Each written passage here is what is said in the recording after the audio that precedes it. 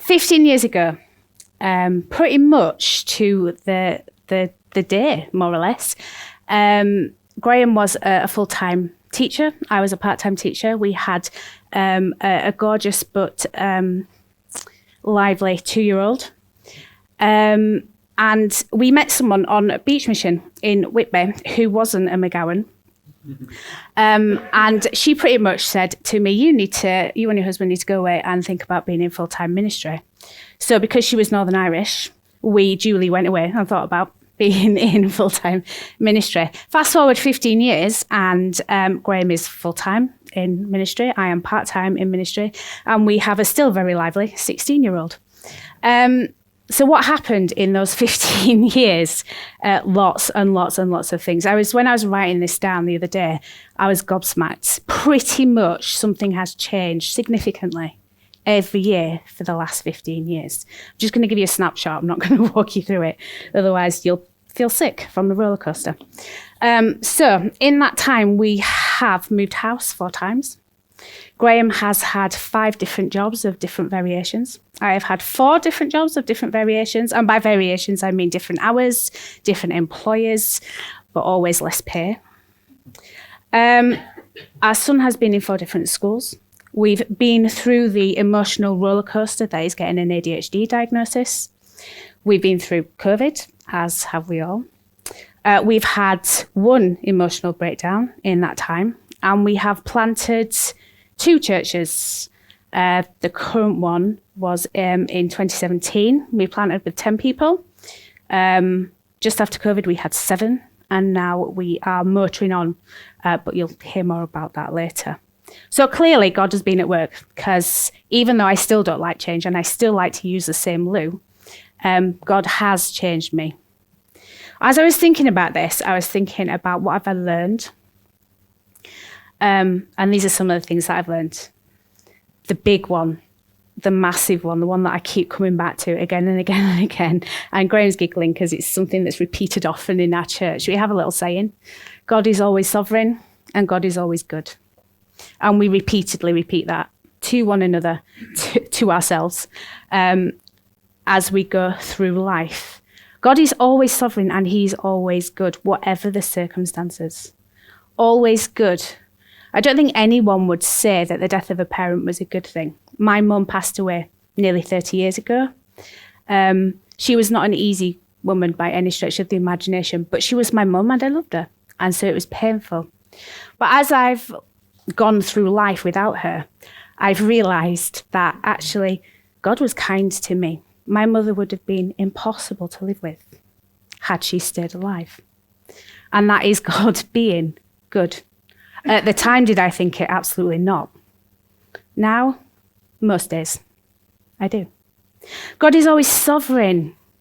That sounds like something that we ought to repeat to ourselves, and we do, but do we really know what it means? It means he's in charge of everything. Not the little things that I want him to be in charge of, not the big things that I want him to be in charge of, but the tiny little things, every tiny little detail. And this is something that I've learned most while we've been in Cleckheaton. One of the things that I say often to myself as I wander around the town is there's no such thing as an accident. So I might bump into people and I have a conversation, wave at someone across the street, and it's the beginning or the end of a relationship. I talk to people as I'm going about everyday life.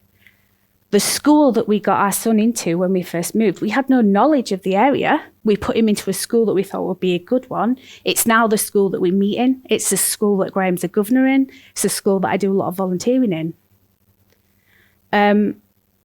The friendships that we've made, the relationships that we have developed, the hobbies that we've continued or started as we've been in ministry, they're not accidents.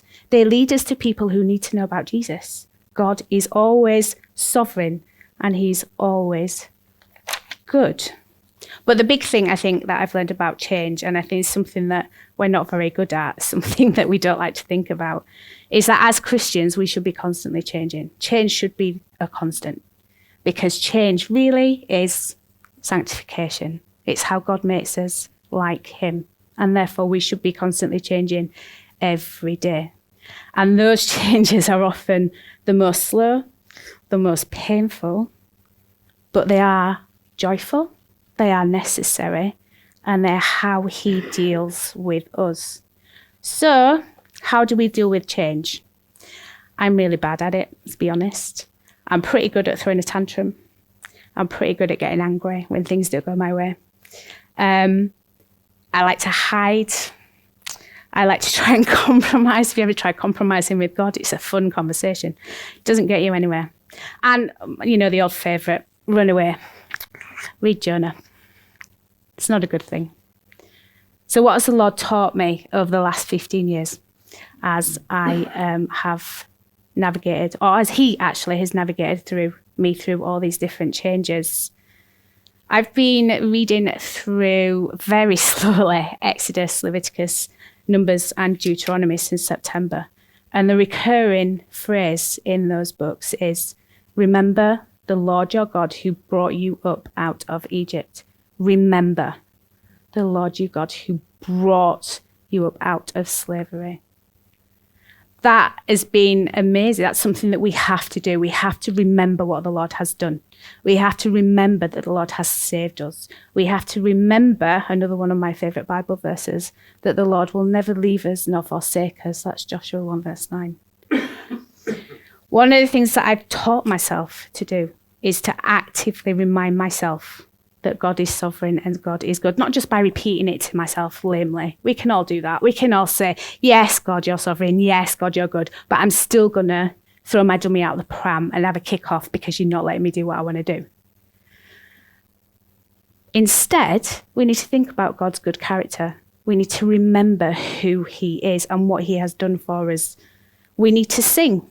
That's the best way I find to remind myself of God's goodness. Nearly said that wrong. And to read the word. Don't stop being in the word just because your life is spiraling. That's a constant. It's not going to change. So go back to it.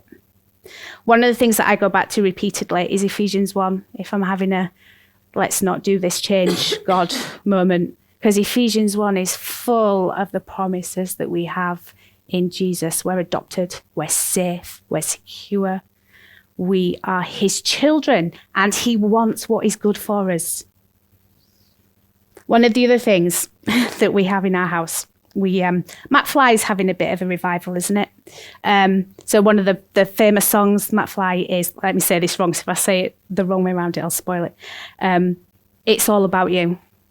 One of the things that our son likes to do is have that refrain on his phone, the introduction to the song, and he'll play it and he'll sing it to us when we're having a bad day. He doesn't sing that. He sings, "It's not about you." And sometimes I think we have to do.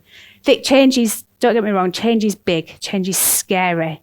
But really, if God is asking us to change things, it's not about me, it's about him. So I have to remind myself, it's not about you. And the big thing is, as much as we don't like it, change is necessary. If you're not changing, you're not growing. If you're not growing, you've got a problem.